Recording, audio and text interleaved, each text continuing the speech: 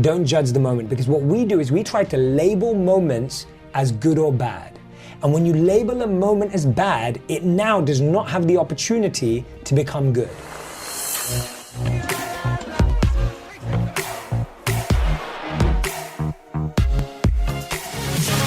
Okay, welcome back everyone to the School of Greatness podcast. We've got the iconic, the legendary, my friend Jay Shetty in the house. It's good to see you, man. Thanks for having me.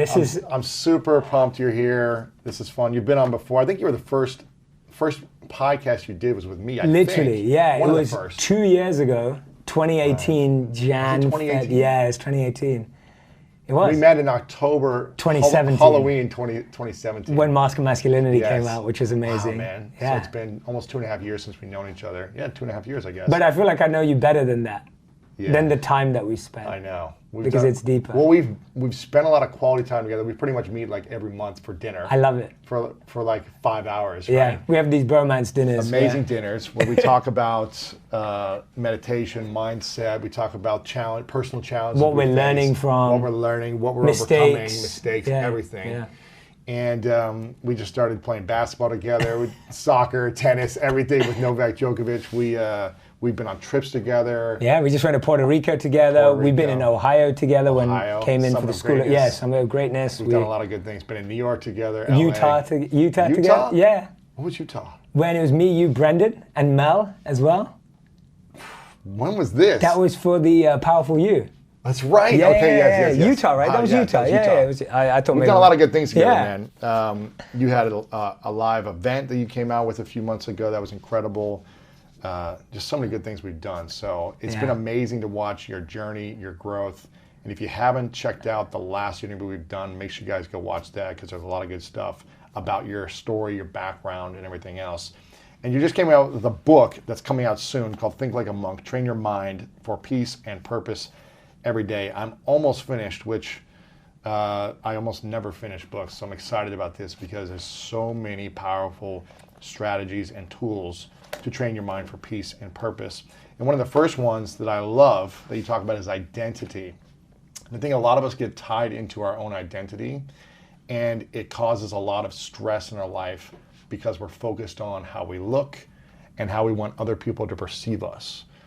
Now, why is identity something that you focused on in the beginning as something that was important to talk about in the beginning of the book for you? Yeah, absolutely. First of all, I want to say I'm really grateful to be back, Lewis. It's amazing. Having a real friendship in this space and collaborating and loving what someone else is doing. I think, first of all, just the friendship we share is really important to me and meaningful to me. And I feel like a lot of people feel like when their career is growing, it's harder. When you're older, when your career is growing, when things are moving forward, when we're busier than ever, it's harder to build deep relationships. It's really hard. And the fact that we've done that in the last 2.5 years, I think is testament to who you are and the type of person you are. Of course, man. It's hard to be conscious. I love you, man. I love you too, man. It's hard to be conscious in creating those relationships when you have work, you have family, you have your relationship, all these different things. So. Yeah.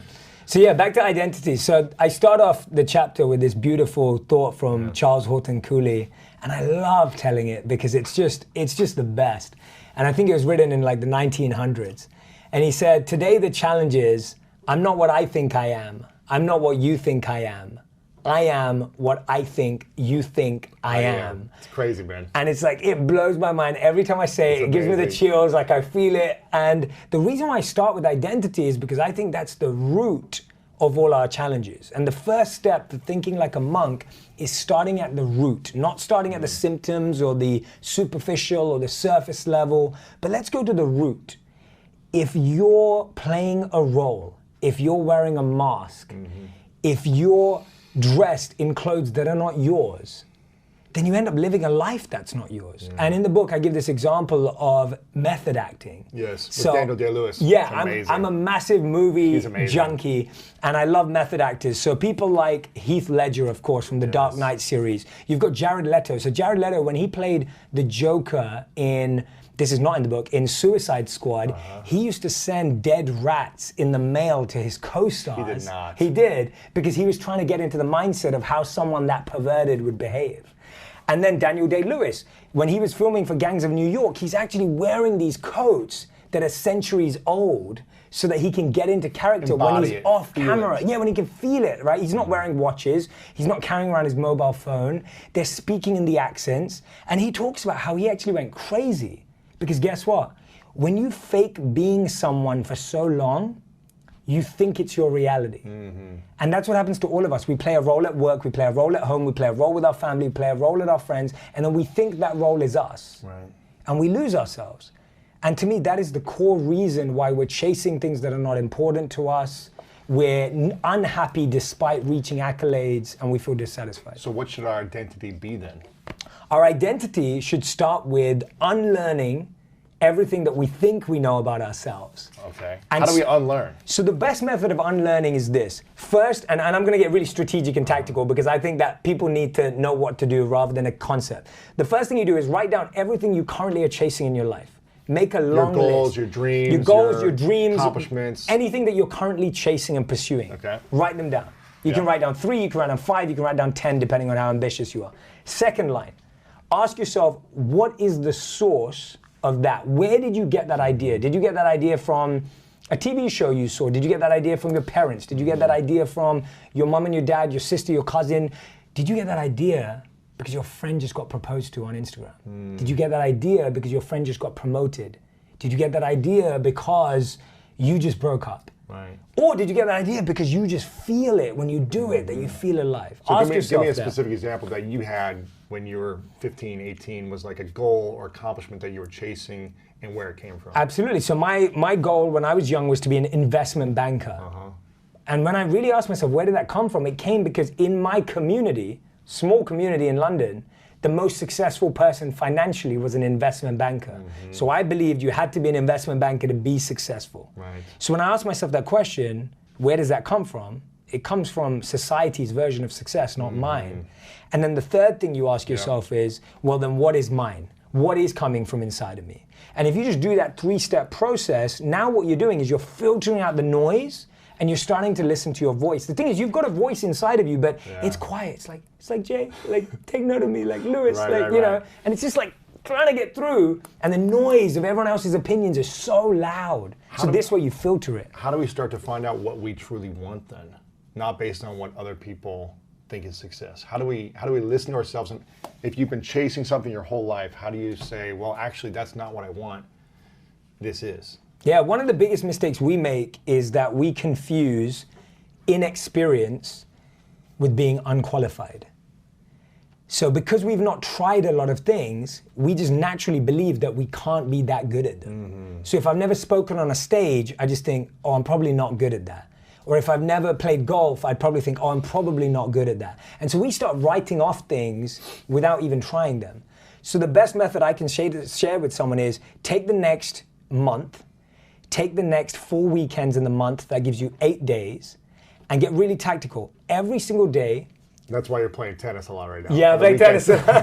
Take the 8 days, go join a course, an online course, a workshop, go and shadow a friend, go to a seminar, a conference, go to reading a book, listen to a podcast. Go and expose yourself to 8 different things in a month. 8 different things? 8 different things in a month. And guess what? In a month, you will have learned what you probably would have learned in 8 years, because most of us test 1 new thing a year. Maybe. Maybe, if that, exactly, right? Like some people don't even do that. But if you do 8 different things in a month, and this is how you have to see it. If you went to 8 different restaurants in a month, you ask yourself after you eat a meal, like, I had that burrito or I had that taco. Did I like it? Right? The first question you ask yourself is, did I like it? You gotta try it first. You gotta try it first. You gotta go to the restaurant. Yeah. There's no point. So you gotta say, did I like it? The second question you ask yourself is, why did I or why did I not like it? Like, why is so important? And I think too many people just go, I like it or I don't like it. Why didn't I like it? And the third question you have to ask yourself, really, really simple, is, do I want to do it again? And if you do, that's where you start uncovering. So my point is, inexperience. Do not misinterpret inexperience for a lack of qualification. I'm guessing you're doing things in your life right now that you would have written off if you didn't try. I know you've talked about with writing a best-selling book. You've talked about it with this amazing stage, documentary. Podcast, a documentary, all these things, I mean, I never believed I could do half the things I'm doing today, and you know that because we met when I was just creating content on social media. And it's like now when you see things expand, you're like, you don't know until you give it a go and ask yourself, do I enjoy it? Yes. So I grew up very competitive, and you talk about competition as one of these, I can't remember if it's like 4 or 5 different things, and competition is one of the things that's actually like, I wish I had the page written down here, but you talk about competition as like not the highest level of ourself. Right? Yes. In my entire life, I was competitive, was driven to beat other people. And in the last 7 years, I've shifted so much. I'm still competitive, still want to win, but I'm not like hurt if I lose. I'm not upset. It doesn't defeat me emotionally. Whereas before, it used to be like this was my identity, winning. I had to win. Now it's like, okay, what did I learn? What did I gain from this experience? Did I have fun? Did I enjoy it? Did I inspire people even if I didn't win in this situation?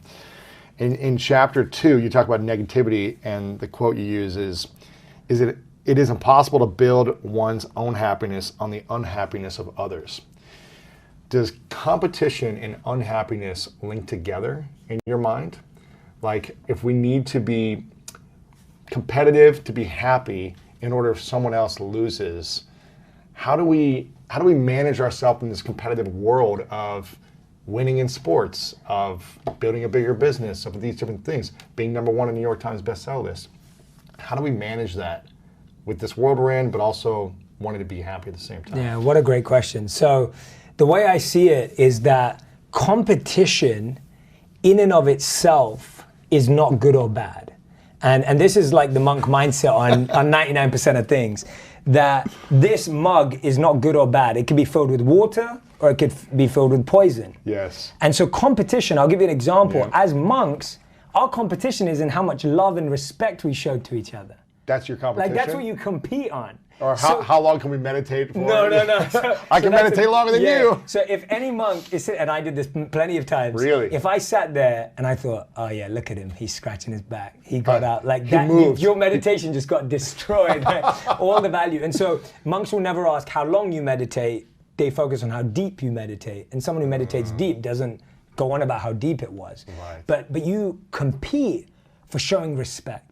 You compete for serving each other. You compete for how well you can collaborate. And I feel like you live this. Yes. Like yes. I feel like you have this. I didn't used to do that. Yeah. But the last 7 you do years, that now. Like you think like a monk. Like I feel like we're always trying to find a way where we can be better friends to each other and support each other. Yeah. And so you're competing on that.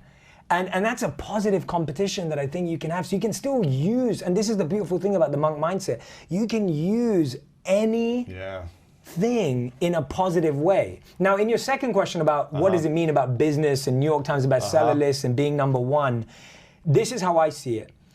If while you're writing your book, if while you're recording your podcast, if you're sitting there going, I hope this is going to be #1. This better be #1. I hope I sell more copies. I hope than I this sell person. more copies than this person who's launching at the same time, because that's the only way. Well, guess what? Now the quality of your output right now has just dropped. Because guess what? You're now living 75% in the future and you're 25% right now. And guess what? This 25% is going to define that future goal and result. And your happiness. And your happiness. Whether you get the result or not. Totally. Whereas for me, when I was writing my book, and of course I want my book to be a best-selling book. Of course I want my podcast to do well. Of course, we don't do anything for it to be lost. Like no one does that. But what I do know is that when I'm creating, when I'm producing, when I'm writing, that's all I'm doing. See, the truth is that only 2% of the world's population can multitask. Now, the crazy thing is when... Who are those 2%? When 2%, when people hear that, they think, I'm in that 2%. Like everyone thinks that they're in that. But most of us are the 98%. Yeah. And the truth is, there is no such thing as multitasking. What it is fast switching between two tasks. So the quality is just dropping. Because you cannot do 2 things at one time. You cannot. No one genuinely can do 2 things at once. I guess you could maybe like pat your head and do this at the same time. Yeah. But you can't do something productive at the same time, right? Or creative. And so what I'm saying is that when you're sitting here going, this needs to be #1, you are reducing that thing's ability to be #1 because it now doesn't have your full focus. Right. So that's the difference maker, that you can want to be #1, there's nothing wrong with that. But you can't keep comparing what #1 is to someone else's goal too, because everyone's got a different trajectory. Like there are some people that are kind of come in and do really well at one thing and you're going to do really well at another. And that's why competition has to first be in your space. Like don't compete in a space that's not yours. Right. Because now you're just trying to be someone else again and you get lost in identity. Exactly. New identity. exactly. You talk about the 4 motivations. One is fear, desire, duty, and love. And as I was reading this, you know, fear is kind of like the making sure you have your basic needs met, right? It's like, do I have shelter? Do I have food? Am I protected? Am I safe? You know, living in fear, it's being driven to get out of that fear, I guess, right? Or driven by that. Then you have desire, which is probably what was most of my life, was one of my main motivation, which was desire, seeking personal gratifications through success, wealth, and pleasure. That's probably most of, like, I don't know, any teenage boy, you know, who's just like watching the media and seeing what their friends do. They're driven by desire. Girls, money, cool toys, results, success. I don't want to generalize it, but that's what I saw a lot growing up. Sure, right? me too. Now, the last 2, the 3rd and 4th, are duty and love. Duty is motivated by gratitude, responsibility, and the desire to do the right thing. And love is compelled by care for others and the urge to help them. And I feel like in the last 7 years, it's been more duty and love. It's more like mission focused. And there's an amount of happiness that I've never felt before until I reached practicing duty and love.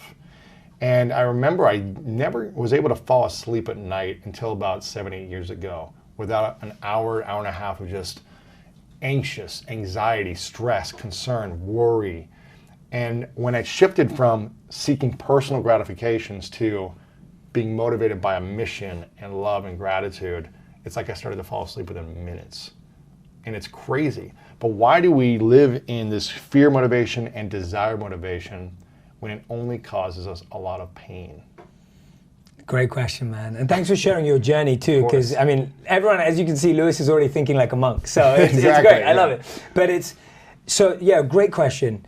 The challenge is that we think things come with emotions. Feelings. We think things come with feelings and emotions. And guess what? They don't. So if you chase money... Well, they might for a moment, right? Or they won't? I don't think they even do. It's a false sense It's of such feeling. a false sense of feeling. I don't, maybe for a moment, but it's so short-lived that it's not even worth counting almost. So it's like when you think that I'm chasing money, guess what? You will get money. Yep. And that's great. Money is really important. Money is a really important resource. But guess what? Money's not now going to fill that gap, that void, that feeling, that emotion that you're missing in your life. What are most people missing? We're missing a deep sense of love. I think the biggest need in the world, as we've heard many times before from all the ancient texts, they summarize it like this: to love and be loved. Like that is the need of humanity, to love and be loved. And when we don't experience that, we then start looking for status. We then start looking for money. We then start looking for recognition. To help us give the feeling of false sense of love. Correct. And the challenge is because most of us didn't experience that from our parents. And this is the key thing. What we crave in life is what we did or didn't get from our parents. What our parents did give us is what we continue to crave, or what they didn't give us is what we continue to crave. So you'll find that most people's love languages that they chase are things that their parents didn't give them. So if their parents didn't give them time, they now crave everyone's time. If their parents didn't give them gifts, they crave gifts. If their parents didn't give them acts of service, they're craving those acts of service. So it's because of our childhood.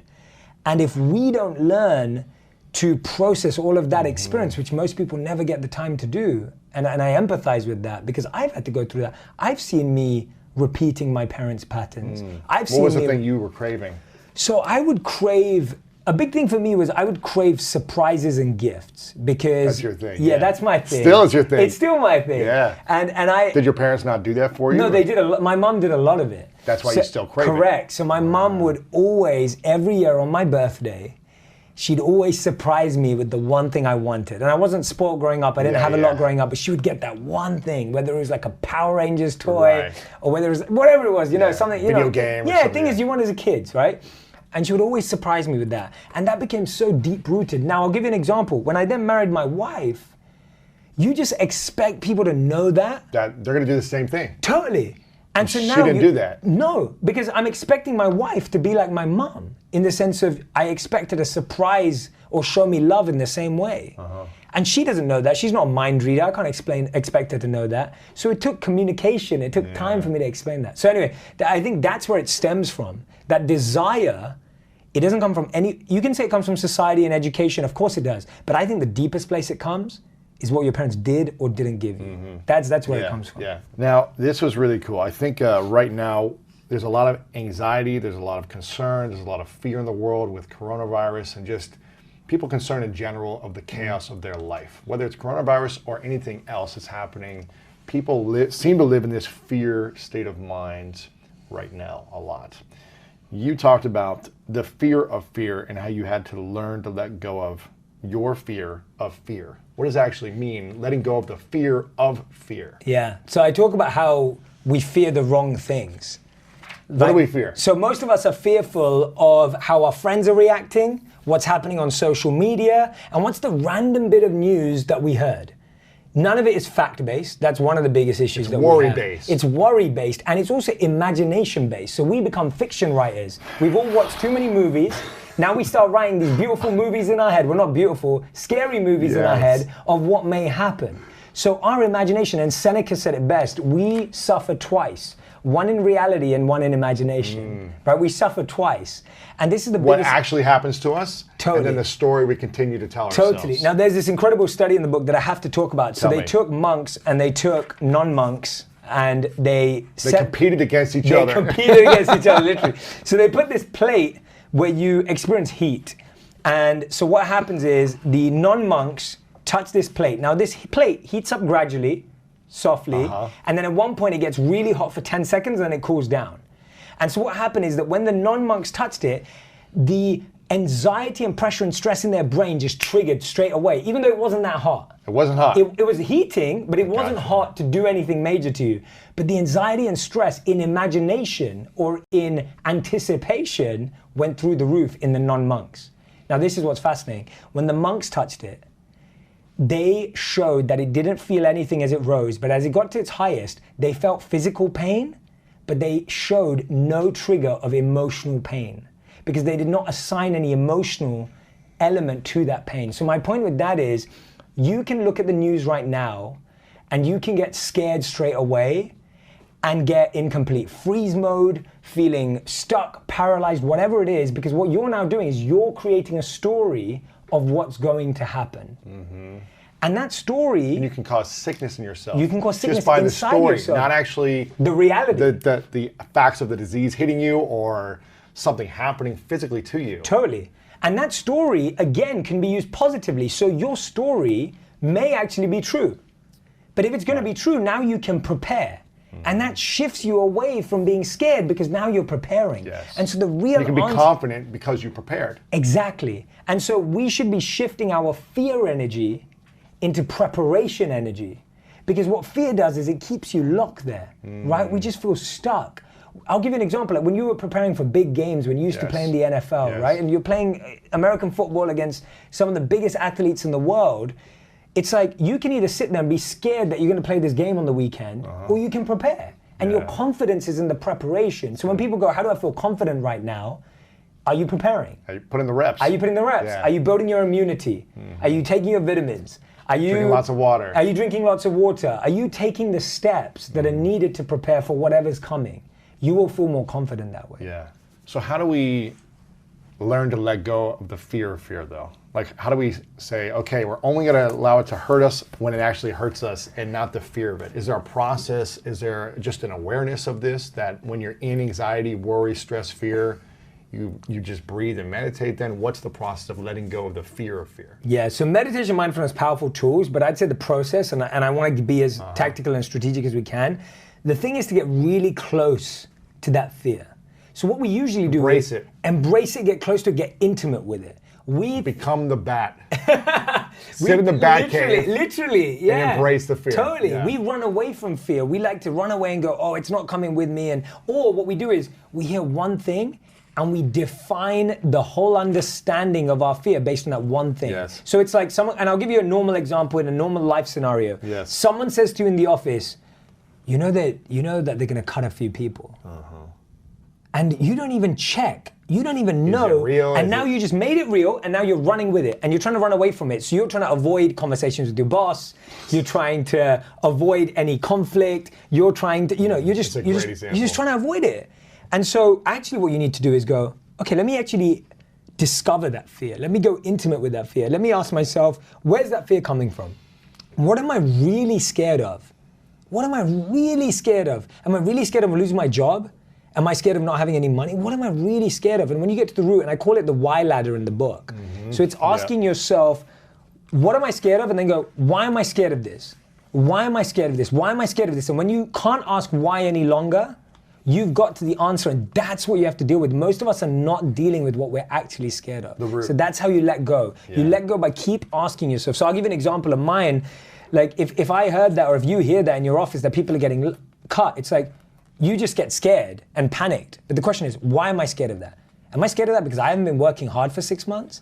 Am I scared of that because I've been skipping meetings? Am I scared of that because I know my boss will probably fire me first? Or am I scared because I've been performing really well and I'm expecting a promotion? Knowing which one it is sets you up to build the path forward. Not knowing that just puts you in this panic frenzy. I think also like doing all the things you talked about, which is discovering within yourself, being aware of it, but then also just have the conversation. 100%. Like confront it with your manager, your boss, and say, hey, listen, I heard some rumors that there might be some cuts, and I want to let you know that I'm 100% committed to doing whatever it takes to help this company grow. Yes, 100%. I believe in this mission more than anything. Here's what I've been doing the last 3 months, and here's what I want to continue to do. Is there anything else I can do? Totally. Like show them they're like, why you shouldn't get cut. Exactly, and that's, you know how to approach that discussion when you know which side you're on, what your fear is. I remember as a freshman playing football, I was playing Division II football in Minnesota. They usually redshirt all the freshmen. And I went into this with a big ego, thinking like, I'm gonna start, or at least I wanna play, right? So I went into it with an ego in the first place. But I also, which wasn't good, but I also went into it with some things that were good from this conversation. I told the coach straight up, like, I know you don't play freshmen, but my intention is to play. What is it gonna take for me in order to get on the field? You know, do I need to get here early? Do I need to stay late? Can I sit here in the office with you after the before practice and go over game film? Whatever it was, and he told me, yeah, I need you to come in the office every single day and watch game film with me. I need to be with your receiver coach every single day beforehand and doing reps. And I just did it. And I eventually started to play my freshman year. I didn't start in the beginning, but I started to start at the end. And that for me was powerful. It's like I dressed in it because I wanted to play and I was afraid I wasn't going to play at all. And just waste a year of practicing like every other freshman would do there. That was my ego going in, like amazing. I need to play. But I was also like, I'll do whatever it takes and I'll practice and I'll confront it with conversation and say, this is my intention, this is my vision, and I'm going to do whatever it takes for you. And so I think that that's a perfect example. Yeah, if you're in a workplace, you've got to be confronting it and be proactive in your company. Correct, and that's a perfect example of getting close to fear rather than running away from it. Exactly. Spot on, man. For me, my whole mission in the last year and moving forward, the next projects I'm working on are all about belief in yourself. I believe self-doubt is the killer of dreams. And I believe that, and you have this amazing graph in here, it's about ego versus self-esteem. How do we build self-belief, self-esteem, self-confidence while also not allowing our ego to be so big and think we can just do anything? How do we balance ego and self-confidence so they don't hurt each other? Yeah, absolutely. And what we experience most of the time is extremes. Yes. So the two extremes that most of us experience are either I have to think I'm the best, I'm the best in the world, I can crush anyone, like I'm like gonna show everyone what I'm like, or most of us experience the other extreme, which is I'm the worst. I'm the stupidest, I'm the dumbest, I'm the most worthless, I'm the biggest loser. Notice how that's both ego. Really? Yes. Why is the negative so ego? The ego wants to be the best of the best, or the ego wants to be the worst of the worst. The ego won't accept being in the middle. Really? The ego wants to feel the deepest sense of being the lowest. And that's why victim mentality is actually a subsequence of ego. Really? Yeah, that's how it's explained in the Bhagavad Gita, because the point is that you can't deal with just being bad. You have to be the worst. My pain is the worst. I think Jada talked about this on your podcast, where she was like, you know, I had to tell people why my hurt was more painful than their hurt, and they could never understand how bad it was. Right? Exactly. That's ego as well. Yeah, that's ego as well. So you see these two sides of ego keeping us locked away. And so the only way to get with that, and the only way to balance it and bring it all into one, is genuine self-honesty. Honesty is the best place to be. And the best thing about honesty is I'm really good at this, I'm really average at that, and I'm really bad at that. And the challenge we have with that is most of us have no idea. We just have zero self-awareness about what we are good at, what we are bad at, and what we're average at. So we think, I'm pretty average at everything. I'm pretty good at everything. And when I hear those answers, I'm like, simple things. Just go and talk to people that know you. Yeah, what am I great at? Ask them, what's my superpower? What do I do differently? What do you think I do that is different that no one else does? And guess what? I guarantee you, if you ask a colleague, if you ask a friend, if you ask a family member, if you ask people they'll say different things. They'll say different things. But you get to learn about yourself. So real confidence comes from knowing your strengths and going all in on them. Your confidence does not come from just standing up the right way or just saying the right stuff to yourself. Body language only. And that's important. I'm a big believer in all of that, but what I'm saying is that doesn't build real confidence. Real confidence comes from thinking, I'm really good at this, I know I can do this, and I love doing it. And really, this is the most important bit. Confidence comes from serving other people. When you see the impact you have on others, and this is the biggest issue, the reason why we have such low self-esteem today in the world is because people are not serving others. So they don't see the profound impact they have on others. When you put out a video or a podcast and people tag you on Instagram and they say, Lewis, you stopped me from depression, or you helped me out of a divorce. Or people, when they watch my content, they'll be like, that stopped me from committing suicide, or whatever it is. When you see that, you get such a deep sense of self-worth that you matter. And guess what? Everyone matters. Whether you matter to 1 people or 1 million people, everyone matters. But if you see your impact on someone's life, you will feel such a deep sense of self-worth. And so whether you're serving at giving out free food, or whether you're serving at a local charity place, or whether you're serving through your work, serve, serve, serve, because when you take that step, you get a boost of self-esteem. But why do so many of us live in fear and desire mode as opposed to duty and love mode? Why is that? Like, why are we still focused on self as opposed to service? It's conditioned. It's conditioned, right? I've said this before, that we're wired for generosity, but we're educated for greed. I think I just said it to you 2 years ago when I was on the podcast. And it's like, and when I said that in the statement, it was, and it's so true. We're wired for generosity, but we're educated for greed, because what happens is when we're kids, you'll see kids serve, go out their way, they want to share. It's part of my candy bar, whatever, right? Yeah. And then as we get older, we're told that there's less. And this is what the key is. As we get older, we're told there are finite numbers of how many kids get made onto the basketball or baseball team. We're told there's a finite number of college spaces. We're told there's a finite number of how many tickets there are. We're told there's a finite number of people that are successful. Guess what? In the theater of happiness, there are infinite and unlimited seats. And there is a seat with your name on it. That's so good. There is a seat with your name on it in the theater of dreams, in the theater of happiness. But you think that because you think that there are only 100 people allowed in, that if someone else makes it before you, that you don't get in. And guess what? Is there a cap on how many billionaires there are in the world? No. No. Is there a cap on how many millionaires there are in the world? No. No. Is there a cap on how many happy people there are in the world? No. And that's why I really am encouraging Forbes. I want Forbes, forget printing a rich list, print a happy list, print a service list, print a list of who is serving. We should do that. We should do that. Who is serving the most in the world. Wow. Right? That'll be competition based. Yeah, sure. I gave more than you gave. Yeah, and that's why it should be service based on time, energy, and money. Because we should start showing how much time people give, how much energy people give. Mother Teresa, I don't think she gave any money to her charities. Right. But she gave a lot of time and energy. Yeah. You know, you look at all the people who made a change in the world, Martin Luther King, Gandhi, like, they may not have given a lot of money to stuff. Yeah, they gave time and energy. You don't have to give resources, but your resourcefulness, your love, your time, your focus, your attention, your compassion. Love that. Resourcefulness of the heart, not of the wallet, I think is key. Love that. And you don't need to have a lot of money to make a big impact. You don't. Yeah. And this is the training. See, we've been educated for greed because we've been told everything's limited.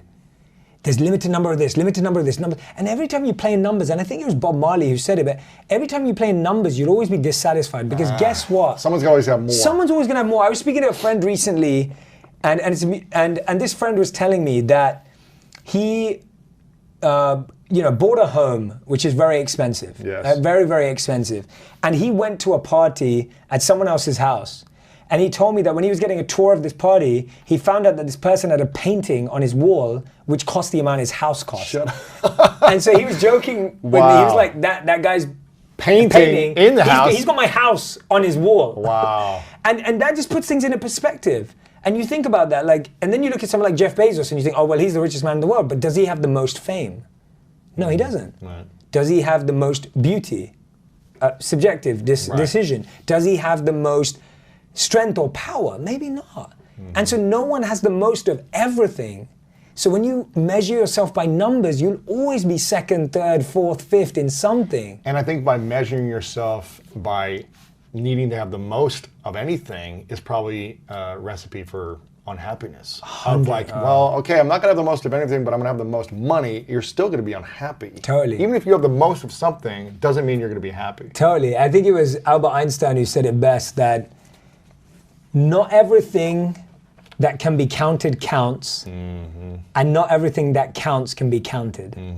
And I love that because it removes this belief that things are finite and limited, and they're not. If you want to be happy and successful, no matter that there are 700,000 podcasts, if that is your dharma, if that's your calling, if that's your purpose, like, you can do that. There's no cap on how many successful soccer players that can exist at the same time. Or how many books are out in the world. There's no cap. There's no one stopping you, and that's the mindset that we're educated for, that scarcity and greed. And what's the difference between the monkey mind and the monk mind? Yeah, I'm glad you brought that up. So the monkey mind is what we experience on a day-to-day basis. The monkey mind is restless. The monkey mind is jumping from branch to branch. The monkey mind's trying to find a bigger banana. The monkey mind is constantly just like feeling flustered, dissatisfied, scarce, and overthinking everything. The monk mind is the exact opposite. The monk mind is calm and composed. The monk mind knows to be focused and aware. The monk mind knows. So everything in this book and everything that we're talking about is the transformation from the monkey mind that we experience to the monk mind. The monkey mind is almost the enemy to the monk mind. It's the opposite. Yes. And how does someone who is living in a sense of scarcity, because there are people living in scarcity where they're unable to pay their bills, they're unable to provide food for their kids, they're single moms, they're stressed. They're stressed, they're overwhelmed. It's hard to get into a sense of abundance when you're in scarcity and stress. So how does someone find purpose in chaos when they can't even get out of the thinking because they're just trying to survive? Yeah. So, beautiful question. My biggest answer is, first of all, I empathize with anyone who's been in that situation, I can't ever say I've been in that situation in the same way, but I've experienced similar things. You've seen feeling in your life. Yeah, in my own way. And I've seen my mom go through stuff like that. I know that my mom worked really hard to raise me and my sister while working, you know, while running around. And I've seen my mom be that incredible powerhouse of a person. And the main thing I would say is, what you can do right now is find meaning in what you do. Make what you do meaningful, passionate, and purposeful. You don't need to suddenly look to become an entrepreneur or start a side hustle or find some more time. Find meaning. And the way you find meaning, as you genuinely stop, press pause for a second, and go, what am I living for? Like, what am I living for right now? And if you're living for your child, and if you're living to provide and put food on the table, that is a beautiful thing that we should celebrate more. And sometimes it takes us a moment to stop and celebrate that. And so I would say find meaning, because you can't always find happiness, you can't always find positivity, but you can always find meaning in that position. So I'll give an example. Like, I lost someone really important to me, a mentor, a few days back. I can't be positive about that. You can't be happy about that. Yeah, it's hurtful. You feel sad, you feel lost, but guess what? I can find meaning in it. Because I can make a list of every lesson he taught me and make a plan to try and live every one of those lessons. Wow, that's beautiful. And so if you're in a really tough situation right now, don't look for positivity. Don't look for happiness. Look for meaning. That's a good one. Not trying to get yourself out of pain too quickly, or discomfort or frustration. Yeah. Which I've been in the guilt of being like, oh, just be positive, or whatever to people. But I think it's like, have your experience. Yes. Live your experience, and find meaning as quickly as possible, and create a commitment to how you want to use that meaning moving forward.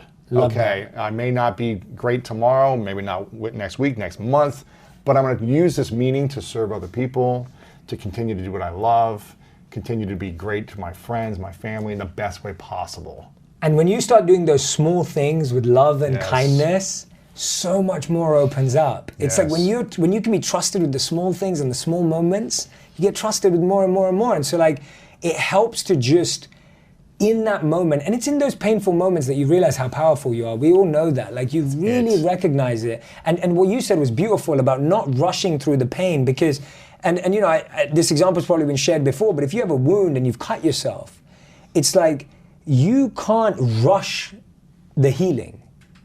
You can't rush it. If you broke your arm, I mean, and you've been through so many bodily injuries, you can't rush the process. It's going to take 6 weeks minimum to heal a broken bone. Yeah, minimum. And you've got to sit through that. It's painful. There's no injections you can take. There's no videos you can watch. There's nothing you can listen to. But our challenge is we try and rush through the pain rather than reflect through the pain. We try to rush the healing process. Try to rush the healing, and you can't rush healing. And healing is meant to be slow because it buys you time. It buys you reflection. It gives you so much space. To slow down. To slow down. And that's what your body's calling out for. And this is our emergency. Like, how many times have you heard it where you slow down, and that's when you fall ill? Because guess what? Your body has been trying to tell you to slow down. When you feel pain, so I write about it and think like a monk, pain makes you pay attention. Yeah. That's what pain's for. Pain's Notice this. Notice this. Look at me. Notice me. Look at me. It's like a crying baby craving for attention. When a baby's crying, you don't just go, it's crying. You don't just go, oh yeah, we'll just put it in another room and forget about it, right? Like, you go to it and you find its needs. Whereas with our pain, when something's painful, we're just like, oh yeah, I'll just forget about it. I'll escape from it. I'll do something else. Yeah. You have to go into that pain. I'll numb the pain. I'll numb the pain. With That's alcohol or whatever. Yeah. 100%. That's usually our response is, what can I do to numb this? Work more, have sex more, drink more, whatever. drugs more, whatever it is. Rather than let me actually become alert. And guess what? The pain just gets higher and higher and higher and higher, because unfortunately, until it really hurts, we don't stop. Or you need more and more to numb it with. So true. And so you go to the extremes of life, right? So true. Now, what's been the most painful thing you've had to experience since, because I know leaving the monkhood was painful for you, because this was a mission of yours that you wanted to have for your whole life, and I think you were there for 3.5 years. So what's been the most painful thing, I guess, in the last 6 or 7 years since that time that you've had to reflect back on, take notice of, pay attention to, and reevaluate? That's a great question. I think for me it was in 2016, I moved out to New York. So just let me paint a picture of 2016. I moved 3 jobs. I got married. Wow. I moved country, and I just started a whole new life. Like, my life just transformed. So we went through all of that with my wife in 1 year. And by the way, all of that was surprises. The job change was surprises. Yeah. The country change was a surprise. The marriage was not a surprise. We planned that. Right. But apart from everything else, everything was a surprise. Now, I said I like surprises, so I can roll with it. But my point is, that's a lot of transition in a year. So much transition. And I felt the burden of being in a new city where we had no family, we had no friends. And my wife, who loves being around her family, and no one understands just how close she is to them, I felt this burden on me that I had taken away her time with her family. And now she was alone. So I was going out to work, and she'd be crying at home. And I was thinking, she's got no friends, she's got no support. And I know you can relate to this with moving and relationships and so much going on. And so it's like, I'm dealing with that. And guess what? 6 months later, I have to leave and move on and work on a new career to build everything myself. And then I'm 4 months away from being broke. And so on top of all of this, I've now got 4 months away from being broke. I've got enough money saved for 4 months to pay for rent and groceries, and that's it. In New York City, and that's it. And guess what? Even on top of that, I've got 30 days before my visa runs out and I'm kicked out of the country. So I can't even live here anymore. So not only have I just got married, moved job 3 times, changed career again, had to move into an apartment, 4 months of being broke, and I might get kicked out in 30 days, and my renewal for my visa costs $15,000. Oh. So that's gonna eat into those 4 months. I have probably never been under that much emotional, physical, and mental pressure in my life. Like, genuinely, I felt it. And I felt my body change. My breath was more stressed. I would be breathing faster, shorter breaths, not deep breaths, heart beating faster, not working out. You get into lazy habits, you start craving junk food. Sugar to have energy. I'm living in a 500 square foot apartment with my wife, which is tiny, like everything's in that space. And guess what? We both work from home. So I'm now sitting at a desk, hunched over, trying to figure stuff out. She's trying to cook in the same room. Like, I'm trying to, just trying to figure out what to do. And I remember the next morning, sending like 100 emails to people and just being like, this is who I am, this is what I can do, how can we serve? And that was the same year that I ended up meeting you later in that year. And the beginning 3 months of that journey were so stressful. Like they were so stressful because I was like, what if I have to move back to London?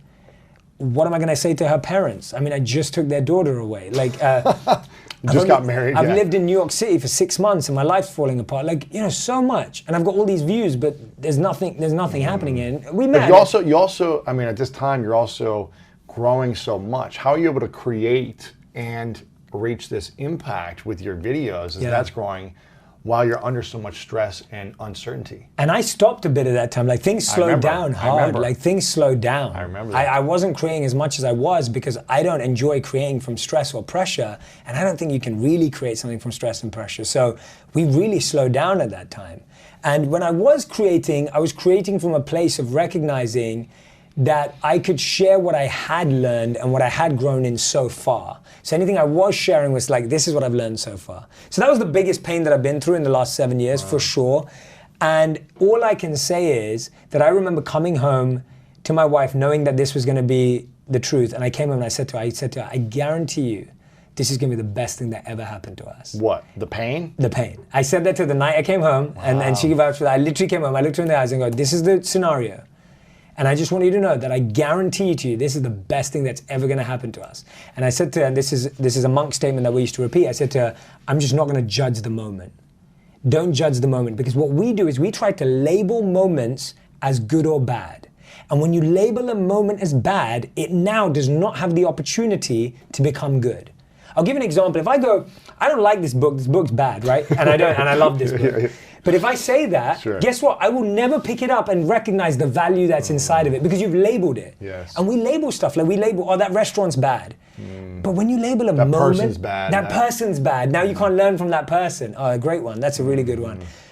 As soon as you start labeling people or anything as good or bad, you limit it. You stop it from being something else. And here's the truth. Every moment can evolve into being anything if you give it the opportunity to. Right. But as soon as you say it's got no value anymore, you lose it. And so for me, I had to say to myself, don't judge the moment. And I'd keep repeating that to myself. Don't judge where you're at. Don't judge what's happening. Yeah, don't judge it as negative. Don't just start saying it's negative. Because guess what? We've all been in positions where a gift turned into a curse and a curse turned into a gift. That's true. Right? We've also where our dreams came true and it ended up not being what we wanted. Exactly. And it fell apart and it led us into our dreams. Totally. Why is it that so many people that win the lottery go broke? Yeah. Gifts can turn into curses too. True. But because we label them as the best moment in our life or the worst moment in our life. Whereas when you approach things to neutrality and just what you have on the table, you can be like, okay, what am I going to do next? That's why the greatest quarterbacks are neutral energy. They'll get a little excited. They'll get a little fist pump in there every now and then, but they're not hyped every play and they're not negative every play. They have this calm. They see the field.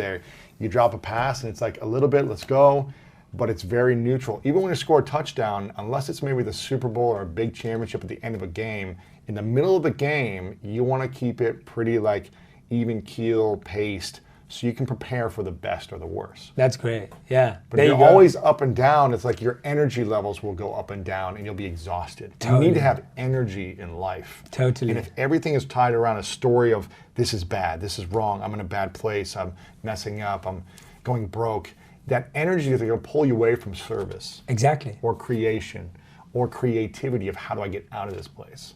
So I think it's really powerful. I love that. And I used to have a coach, and I think a lot of coaches use this, or at least he used to say to us, he would be like, if you lose, cry for a day. And if you celebrate, if you win, celebrate for a day. Yeah, that's it. And then move on the next day, get back to training. Don't let it run. Don't live in the past. Don't live in the past. And what we do is when we lose, we cry for a month. And when we win, we just move on. Yeah. Which means that our negative experiences hold us back and weigh us down more than our positive experiences. So true. So we're actually allowing, because we don't immerse ourselves in winning and growth, we only submerge ourselves in negative experiences. Yeah, we need to celebrate also. We try to celebrate. I've been, that's been part of my life as well, is like moving on too quick. And now we try to let's enjoy, let's go to lunch or dinner and really appreciate this moment and celebrate this moment and even have a dinner with some friends and family. Totally. Otherwise, what are we working so hard for? 100%. And we almost feel like we can't we can't do that because that makes us complacent. Right. But that's my point. It's never good enough. Exactly. But if you win, celebrate for a day. If you lose, cry for a day, move on. Simple. And you've learned so many lessons over your years. As a monk, you learned a ton of lessons, moving to, getting married, moving into a new country, building companies, launching products and books, and you've had ups and downs. What's been the biggest lesson in the last 12 months for you? Because you've created so much in the last 12 months. You've done so many things. What's been the biggest lesson for you in your life? Oh, that's a big question. I think I'd have to say that and I was saying it to a friend on the phone this morning when I was on the way to you, and I was just sharing it with him because he was having a moment in recognizing this. There's a wonderful verse in the Manusmriti, which I talk about in Think Like a Monk. It's a monk book. And in the verse it says, when you protect your purpose protects you. Now, I want to unpack that. What I mean by that is your purpose is like a rare jewel and a rare gemstone. And imagine you were walking around with the most expensive diamond or jewel in the world. How would you protect it? You want to just wave it out, yeah. Yeah, you wouldn't just wear it on your chest. Like this. Like a baby. Holding it. Yeah. Putting a pillow around it, a blanket, protect it. You'd protect it. And so your purpose is like that. And guess what? Wow. People are going to tell you every day that jewel is not worth anything. They're going to tell you that jewel is actually valueless. It doesn't have any impact on your life. They're going to try and take away that value. They're going to tell you that there's another jewel out there that you need to have more value. And what ends up happening is I love the word, look at the wording, protect your purpose. You have to protect it. So what happens is your success grows, you get more opportunities, more ideas, more things coming your way, temptations, but they can all take you away from your purpose. Yeah. Distractions. And to me, I'm repeating this for myself because I'm like, I just want to stick to what I was born to do.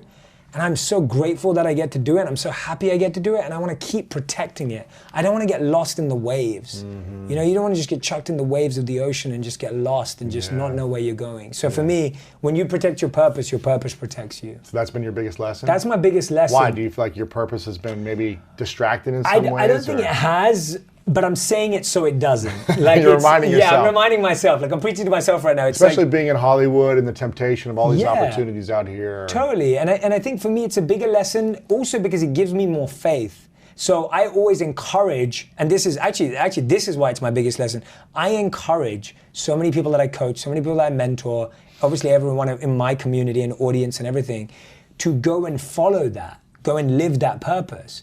And I see time and time again that when I see people trying to live their purpose, they are protected, that things work. When you're playing in your dharma and your purpose, things work, things move, you feel momentum.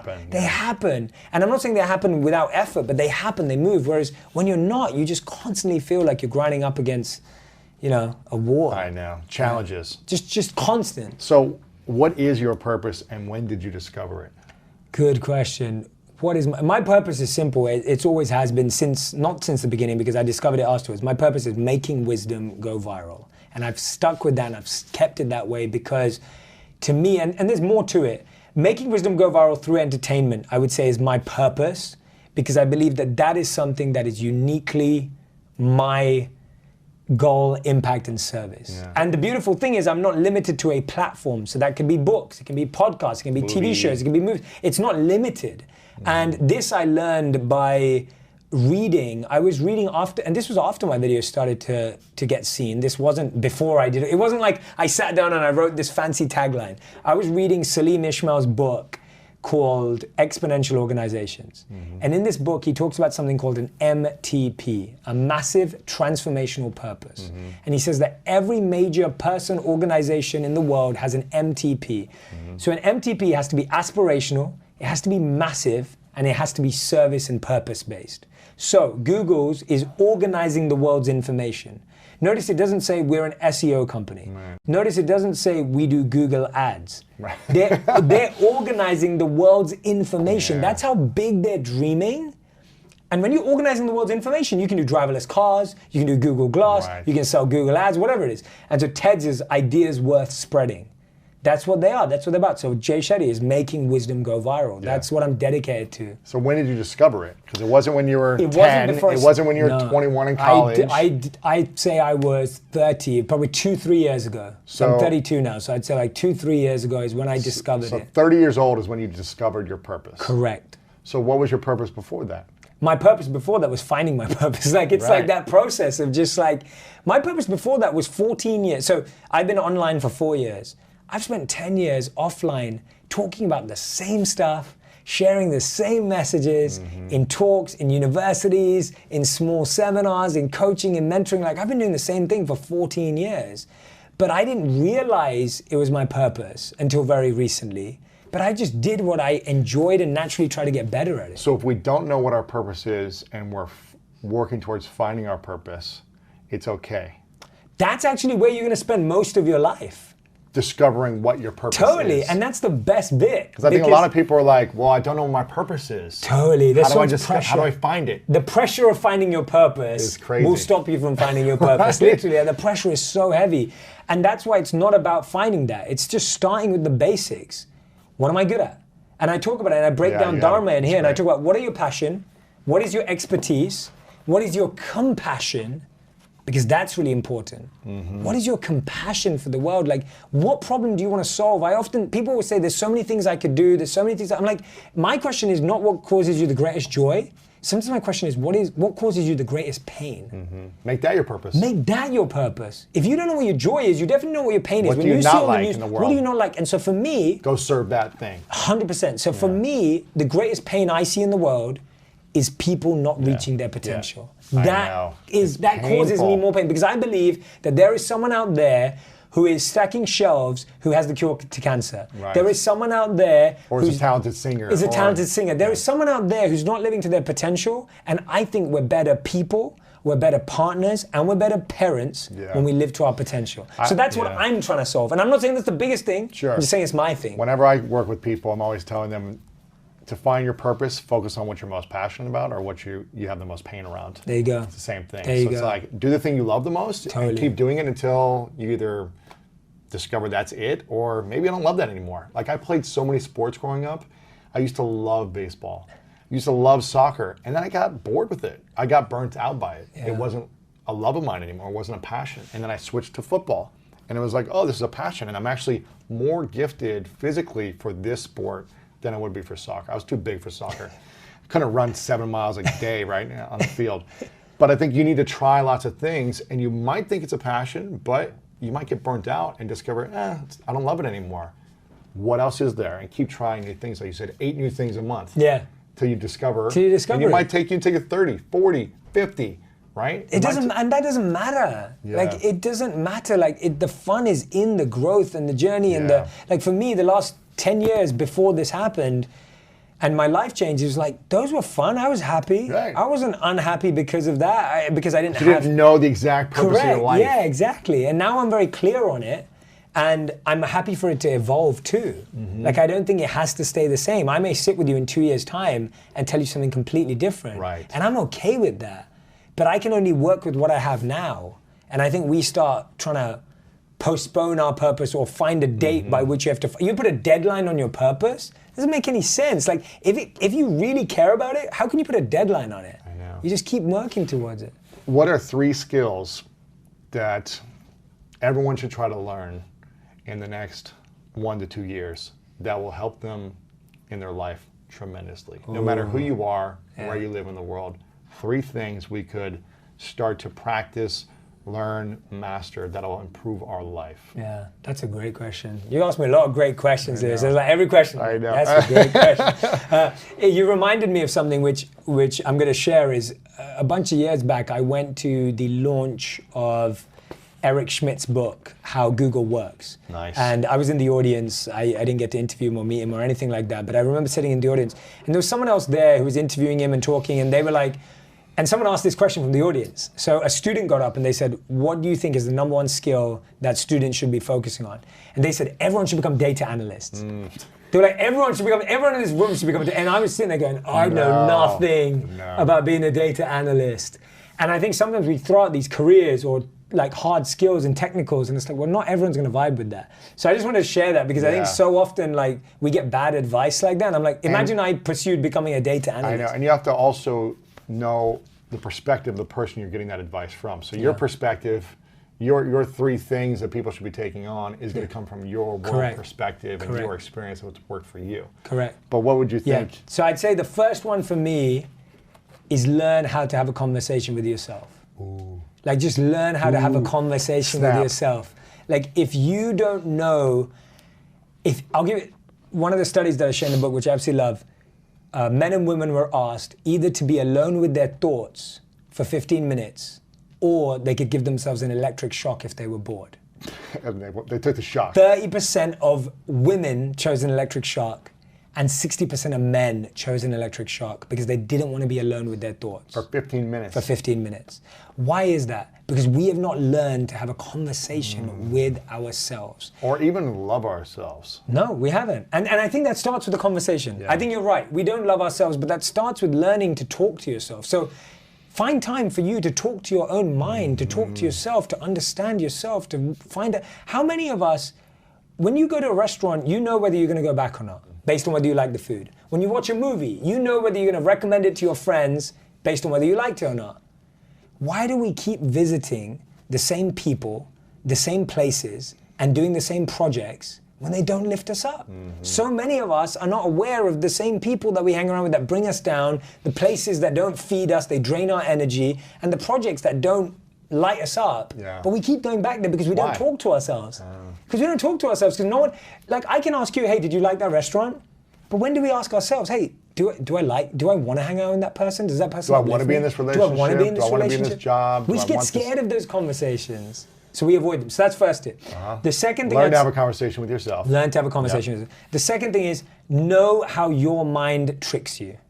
So we used to play this game in the monastery where every time you lose to your mind, you put a scoreboard up and you put a 1 for the mind and 0 for you. When you lose to the mind, meaning what? Like, so let's say you make a commitment. So I make a commitment that I'm not going to eat sugar. And then you do. In 2020, and I do. The mind beats you. The mind beats me to it. So I'm going to put a 1 for the mind and a 0 for me. That's right? great. It's great. It's competing with yourself in a good way. It's fun, yeah. And people do this with like, I guess now with like dollar jars or whatever. Like you put a dollar in, you say, and you swear. But that doesn't make sense because you end up making money every time you swear. So it doesn't. So, but if you beat your mind and you put it, it's great. Yes. So you have to start learning the tricks of your mind. When and how does your mind fool you into making bad decisions? That's good. If you know that. Where did it fool you the most that it was the hardest for you to overcome? Yeah, I think the biggest thing is probably ego. Like it's wanting to, it's like walking into a room expecting respect, walking into a room expecting to be dealt in a certain way. Wow. Like when you treated with you royalty. buy your own hype, right? Oh, you fall for the stuff like that. Do you still fall for this sometimes? I think we all do. Yeah, I think I would be in ego if I didn't say I did. Like as in like ego. That's the trick of the ego. The ego makes you think you're untouchable, and the ego makes you think that you are, that nothing about you can ever go wrong, or you're perfect, or not even that, but the ego. Nothing can bring you down. Nothing can hurt you. Correct. The moment you think you can't be brought down, you will be brought down. Right. The moment you think that you can't, like one of my teachers would always pray that he never, and he's been a monk for 40 years, he would always pray that he would never fall to his temptations. And we said to him, you haven't fallen to your temptation for 40 years. Why do you pray for that? He goes, I haven't fallen because I pray for it. Wow. Like he was like, because I pray for it, because I'm aware. Not just because I think it's going to, He's aware. And there's a beautiful story of Benjamin Franklin, where he talks about before he died, I believe he had 13 or 14 precepts. These were qualities that he wanted to live by and gain. So they were like simplicity, integrity, virtues, all these powerful things. And he was asked when he was on his deathbed, which was the one he didn't accomplish. And he said the last one, that was humility. And that's like the display of humility. Like you can't think you're at humility and then be humble. Like that's not possible. It's an oxymoron. How do we stay humble with greatness happening? Yeah. If you're achieving your dreams, you're making an impact, you're doing great stuff, how do you stay humble? I think the biggest one is surround yourself with people who are constantly better than you. And when I say better, I don't just mean materially. I mean, when I'm around my monk teachers, I just feel filthy. Right. Like they're I'm a so dirty pure. human being. Yeah, they're so pure that it's such a mirror reflection. I'm around them and I'm like, whoa, I've got so much. I've got so much like duh. Yeah. And that's a good thing. Like I love being around them. And they don't say that to me. Like they don't make me feel that way. It's just that you get a mirror. When you're around people who are transparent, you get a reflection of yourself. Like, so I get that when I'm with them. So first thing is spend time with people who are more spiritually elevated and more conscious, because you get a reflection without them even saying it. Yeah. The second thing is keep increasing your goalposts. Like most of us are not, our goals should keep us humble, not other people's goals. We try and think other people's goals keep us humble because we're looking at what people are doing. It's like your goalposts should never be achieving, or it should be bigger and bigger all the time. Yeah, bigger and bigger and bigger all the time. Always thank the people who gave you the gift that is being recognized. Like if you're being recognized for a gift, someone gave that to you somewhere. Thank your mentor. Thank your teachers. Yeah. Give it back to them, because I think we forget that. Like you start thinking you're self-made. And I don't think anyone's genuinely self-made. I just don't think that's true, because someone had to give you an interruption, an interaction, an exchange, a skill, a gift, an idea, whatever it was. These are really fun questions. The first one is to have a conversation with yourself. Learn how to have a conversation. Second is know how your mind tricks you and be fully aware of it. And was humility a part of that, or no? Was that just I would say that was just my personal example of what I think I can struggle with sometimes. Okay, and the third skill that everyone should learn. The third skill everyone should learn is how to have difficult conversations with other people. So hard. Because I think that marriages are made of it, dating's made of it, friendships are made of it. I think sometimes we've had some difficult conversations, like in the sense of I had to call you up and say something, and it's like, I think we're good at that with each other, and that's why our friendship is strong, because I think we're honest with each other, and I feel that you feel comfortable telling me stuff. Like we've had email exchanges where you've been honest with me and I've been honest with you, and I'm like, I think that's good. Because I think when you don't have tough conversations with people, your relationships just sit on the surface, or they never go anywhere. And you learn about how deep the relationship is through the challenging conversations. You learn, like, if you break up because of one bad conversation, whether a friendship or family member, whatever, if you like distance each other because you can't handle this hard conversation or a challenging one, is the relationship strong? Do you want to be around this person more? Or maybe you shouldn't be around this person. Totally. So I think you learn about each other and you learn about the relationship during that. I think that's a good one. So those are 3 good points.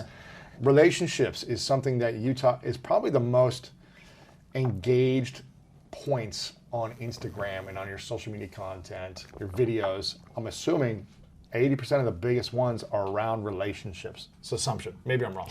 But it seems to be like it triggers people, relationship information. Why is it so hard to be in an intimate relationship? And what's the best way to enter one with the intention of having a beautiful experience together long term?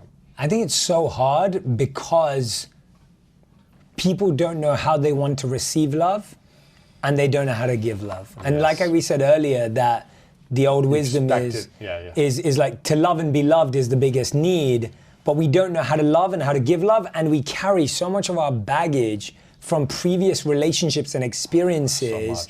And we bring them into a new person. So it's like, that person treated me like that. That must mean all men or all women are like that. Which means now when I'm with this woman, I'm going to look at her through the lens of the last person that I was with. Look for them to create this experience again, right? Exactly, yeah. So you find evidence of why this person is this way. Exactly, and so now you're approaching each person with the baggage of the last person, which doesn't make sense. You're not coming at it from a fresh, new experience with the same lessons for yourself, but we start applying the lessons to the other person. So I think that's the reason why we struggle to have an intimate connection. Now, one of the things I talk about in here are the 5 types of attraction. And the reason why I think this is the best way to figure out... Attraction or love language? No, these are the 5 types of attraction that I talk about. Go ahead. So the 5 types of attraction are physical, financial, mental, emotional, and spiritual. And I'll explain what I mean by all of them. So physical is obvious. She or he is hot. Attracted to them. I'm attracted to them. Financial or wealth. I like what they own. I like what they have. I like what they've achieved. I like that he went to Princeton or Harvard. I like that she's a scientist or a CEO. I like that she's a supermodel. Like, you like their status, right? So you're attracted to that. The third thing that we're attracted to is people's mental abilities. This is like when you're attracted to someone's mind. Like you just love the way they think. You love the way they articulate themselves. You love all of that. Like you're attracted to that. The fourth is the emotional. This is when you're attracted to someone's emotional intelligence. You're like, oh, they're very caring, they're compassionate, they're supportive, they have these good traits. And the fifth and final one is spiritual, where you're like, you're connected to that person's values on a very deep level, like what they really live by. Now notice the first three, I equate them to chemistry. And the last two I equate to compatibility. So the first three are chemistry, and most of us get involved in a relationship based on the first three. But here's the issue. You can feel chemistry multiple times per day. You can feel it with the receptionist, you can feel it with your personal trainer, you can feel it with the barista at the coffee shop, you can feel it with the waiter or the waitress. The spark, you can feel that anywhere. Like you can find someone attractive by one of those qualities every single day. And the challenge is we get into a relationship based on simply one of the first three. And there's nothing wrong with that as a starting point. It just can't be the end point. And so what we do is we keep convincing ourselves that the first three of chemistry is more powerful than the last two of compatibility, and we're letting chemistry do the heavy lifting.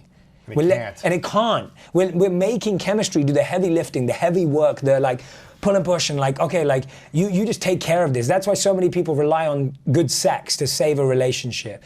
They always be in conflict. Totally. If the values and the compatibility are not there and you're relying on chemistry, there'll always be some conflict. Always. Yeah. And chemistry really easily is those top three, and which is good to have, so you should, but my point is... You need to have both. You need to have both. But you can't just say, because I'm mentally attracted to how that person thinks, that's good marriage material. That's not good enough. You can't say because we make broad generalizations. We say things like, oh, because he or she has a top degree from a top college or a business school and they're at a top company, they must be really kind, loving, and organized. It's like, what? Like, how did you just... Be a good parent, Yeah, must have been a good parent. How did you just draw that parallel? And so that's the way I would talk about entering a relationship. Is it can start with the first three, but don't let it end without the last two. Yeah, have the emotional and the spiritual, the values. Correct. That has to align for a real long-lasting relationship. I feel like I could do this for another 3 Me hours. too, man. This is amazing. So good. I want to finish with one thought about service, because you live a life of service. I feel like my mission is to be of service to you. You are, 100%. In my business, in my relationships, with my friendships. It's all about service for me as well. And this is I think it's a quote from the Bhagavad Gita, is that what it is? Which one is it? Plant trees. No, so this one is like a famous statement that we we're sharing. Yeah. Where you say, plant trees under whose shade you do not plan to sit. I remember you told me that. This one's from the Bhagavad Gita. Yeah. You told me that a couple of years ago, and I remember that really blew my mind, because in business, when I started out, I think it was a lot of like, okay, let me do this for you and you do this for me. Let's do reciprocal type of stuff. I was in the online marketing world where it was about joint ventureships. It was about affiliate marketing, and I'll do this and then you promote me, right?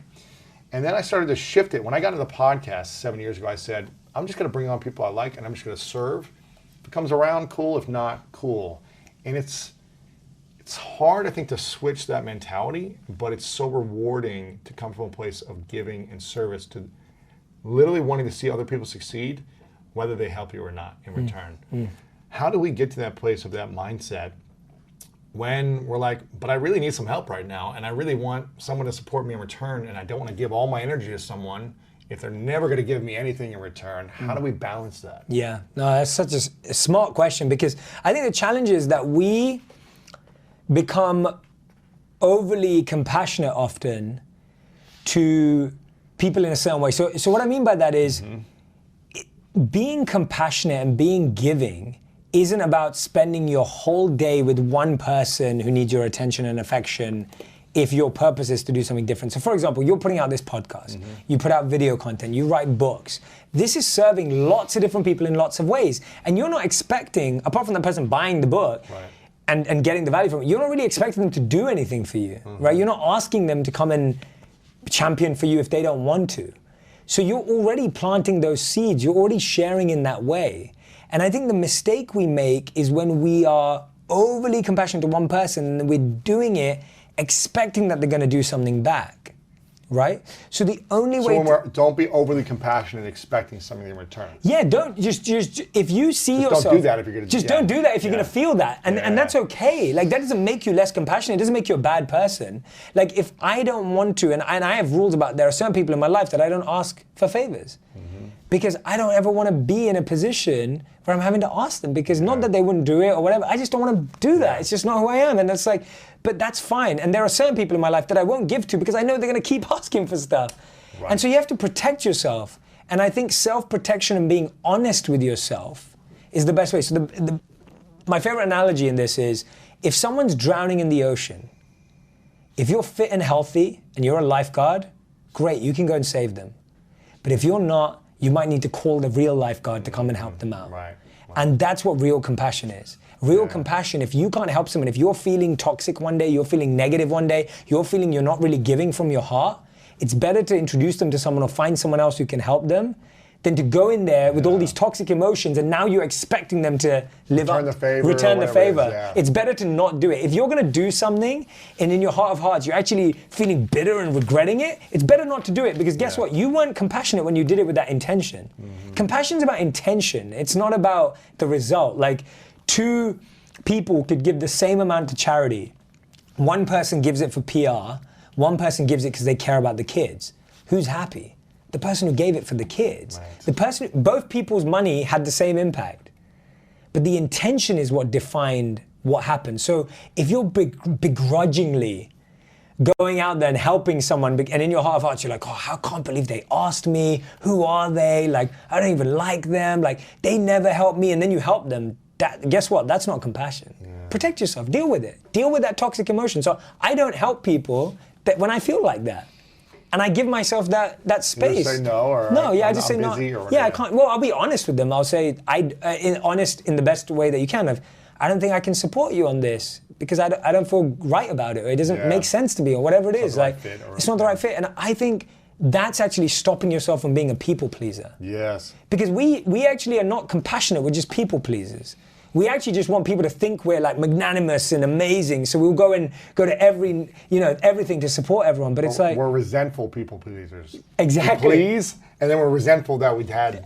Exactly. Didn't get what we wanted. And then now we want to make them feel guilty for not doing it back. So I make a conscious effort to support the people I love, to make an effort with the people I love and do more there, and that's fine. Your compassion you don't have to be this overarching person who's like doing it for everyone. Like that's part of the journey. It's going to take time to get there. Of course.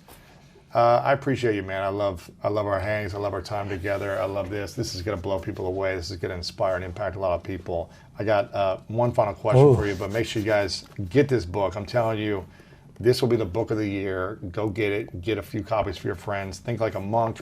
Train your mind for peace and purpose every day.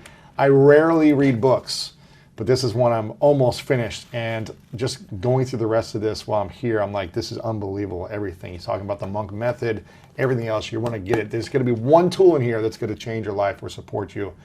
Go get this book. I highly recommend it. You can get it on Amazon. You can get it in stores. You can find it on your website, on your Instagram, on social media. Jay Shetty everywhere. Go follow him. What are you on Instagram? Are you Jay Shetty.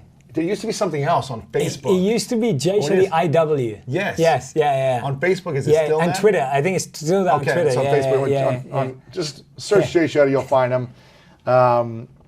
And what else? How else can we support you with this book right now? Is there something special if they get the book? Yeah, so right now, for anyone who pre-orders, everyone's getting access to an exclusive workshop that I made, which are 4 steps to train your mind for peace and purpose every day. Wow. It's a video that we made just around the book, and you get these 4 incredible steps that you can practice, really simple, and some reflection exercises as well. And you know, my real... So will they get the book, and how do they get that? So if you pre-order the book from thinklikeamonkbook.com, you get access to the workshop. It will be sent to you. Gotcha. And if you pre-order the book from anywhere else, you can go to thinklikeamonkbook.com, submit your order confirmation or number, and you'll still get it. So thinklikeamonkbook.com to get the bonuses. Exactly. And anything else of where you're touring and what's happening in the future will be on there. Absolutely. Everything's going to be on that website. Cool. And I think the big thing for me, Lewis, honestly, and I know you can relate to this, and I mean this from the bottom of my heart, it's like, if my videos have impacted anyone in any way, like if they've had even the tiniest impact on your family member or a loved one, if my podcasts have like been useful to you, you know, it's like, I really encourage you to go and support me on this book. Like, I really appreciate the help, because it's like, we've just been putting out so much content. Like, free, like 3 videos a week, 2 podcasts a week. Yes. Like, we're creating all of this to serve and serve and serve. And this is one thing that I want you to have in your home. Yeah. And I believe that it's my best work. It's unbelievable, man. So I really, I'd really appreciate it. You quoted Einstein in here. Yeah. You don't master something until you learn to share it simply, or something like that. If you can't explain something simply, you don't understand it well enough. Exactly. And it's hard to train your mind for peace and purpose every day in a complex, chaotic, scarcity-minded world or environment at times. It's really hard to think, how do I find peace? How do I find happiness? How do I have a conversation with my mind? How do I not let my mind trick me? How do I stay in a neutral environment reaction when I want to react to everything? It's really complicated to do these things, but you break it down in such a simple, beautiful, easy way where it doesn't overcomplicate, it simplifies. And I think that's why this is you're doing a disservice to yourself and the people that you love if you don't buy this and get this for your friends and family. I'm going to get a bunch of copies and give them away. I'm going to have them here in the studio for people and hand them to people that come in. This is the book of the year. Make sure you guys go get Think Like a Monk. It's going to really transform everything in your life and help you. Man. Give it to a friend who might be struggling or just wants more peace. Doesn't matter. You don't have to be in so much pain, but if you just want more to life, get this as well. Thanks, man. Highly recommend it. ThinkLikeAMonkBook.com. This is, I asked you the 3 truths question the last time, but I don't know if it's different or not now. And I don't even remember what I said last time. I don't either. I'm going to go look back at it and see what it was and compare the 2. So you've learned a lot in the last 2 years. So would this be different? We'll see. But if this was your last day and you had to take all of your work with you, all this book, it had to go with you into the next world you're going to, or wherever that is, and there's no more videos of Jay Shetty, no more content, no more Instagram, no more social media, and it all had to go away with you to the next place, what would be 3 lessons you would leave behind for us to live by? Oh, that's such a good question, man. It's like, that's like, what would I say? 3 lessons for us to live by. This is all you could share with the world. The first one I'd say is, you can't be anything you want, but you can be everything you are. That's great. The first day I shared that publicly was at the Summit of Greatness. That's right, I remember So when that. I gave the keynote at the Summit of Greatness, I shared it that day because it was a reflection I'd had for a long time. But I think I'd have to say that because I think we get so lost trying to be everyone that we don't become anyone, and then we don't find the one that we're meant to be. And so I'd say that's the first one. There's the second one that I'd say is, and this is, we know this through studies and science and everything, it's like, just don't miss an opportunity to tell someone how much they mean to you. Like, just don't, and I said it better than that somewhere, I can't find it right now, but I mean that, like, just don't miss an opportunity. Like, I was saying that with my mentor, I always told him I loved him, always. And now that I can't tell him anymore, I'm just glad I did tell him. You're not regretting it. Yeah, totally. So like, don't ever leave someone without telling them how much they mean to you, because you don't know when they'll leave. Oh. And so like, that is just like, never let your last interaction with someone, you know, be a bad one. Be a bad one. Missed opportunity to express love or just generosity. Exactly, especially the people you love, right? Like, you may have bad interactions with people you once or twice or a business, but the people that are close to you and you love, the people you'll regret it with, don't. It's just not worth living with. The only thing you'll be able to share left to the world. What is the final truth? Don't settle. Like, just don't settle. Don't think that you're at the peak of what you were meant to do, because you probably don't know unless you try. And so for most people, I feel like, just don't settle, because I think we just give in too early. And don't settle for service, right? It's like, that's the reason, that's the intention. It's like, service is the one that's pulling you along. And so don't settle for service. The world needs service. The world needs your service. The world needs your genius. The world needs your passion. And you just don't know it yet. And the day you realize it, you'll be grateful that you went the whole way. As I know, I feel, I look back and I'm just like, God, like, I would have just been sitting there working in a corporate job and not known all the people I know now and connected with this amazing community and met you. I just wouldn't have had it. And so if you didn't go for it. If I didn't go for it, if I just settled that my service was this. So don't settle for service. Service deserves the best of you. Yeah, man. Yeah. Dude, I really appreciate Amazing. you. I appreciate you.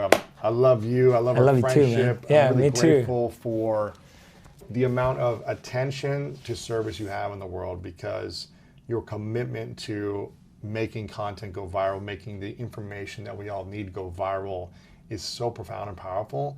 And you've been through so much in the last few years. Good challenges, opportunities, growth, different things. And I really admire how you continue to show up, how you continue to lean into the practice every morning of meditating, of doing your best. I know you're not perfect, but you constantly show up with your best, and I acknowledge you for that, man. Thank I'm you, grateful man. for you and our Thank friendship. you, man. Me too, man. And Love it, I man. want to say too, everyone who's listening to Lewis, and I know you've all loved him for many years, but it's just like, you've been the same since we became friends. And my rule for friendship is I trust consistency. So I don't like people who change with the times, or I don't vibe. Those people don't survive around me for long amounts of time. Hopefully I grow and get better. but yeah. No, you grow and get better. I mean, like the Yeah, I get it. relationship and the connection, the friendship, the kindness has stayed the same. Of course. It's never dwindled in tough times for me. It's never become more in successful times for me. You've always been the same in that way. And those, I think, are positive, powerful friendship traits when someone is continuing to love, continuing to show up, continue to be kind to you, no matter what you're going through, you know? And I think that you really, You learn a lot about someone on how they don't show up for you when you're going through a challenge.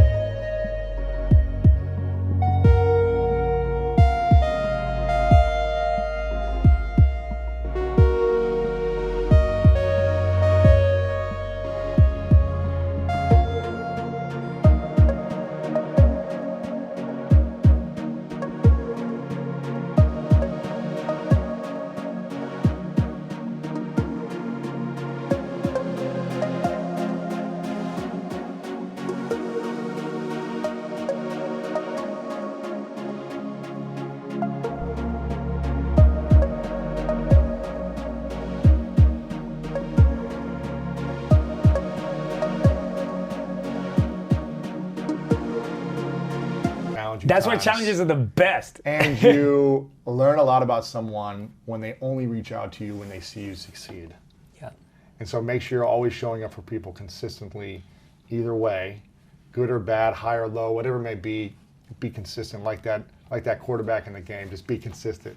And if you're going for a tough time, the best lesson you learn from a tough time is who really cares. That's it, man. And so it's it just lets you drop. Like everything drops and you just know. You purge like, friendships. It's the best. It's the the worst and the best. Yeah. You got to find the meaning in the challenges. Correct. And that's where you find the meaning. That's it. Jay Shetty, my man. Go get the book. Thank you, man. Thanks so much, bro. Thank you so much for watching this episode with Jay Shetty. If you enjoyed it, make sure to subscribe and click the like button below, and check out this episode with Wim Hof on the breathing meditation techniques that will blow you away. Awakened, so it is able to run the blood flow better through the body, bring the nutrients, oxygens, and the vitamins, the life force itself into the system, into the system, into the system, into the system, into the system, into the system, into the system, into the system, into the system.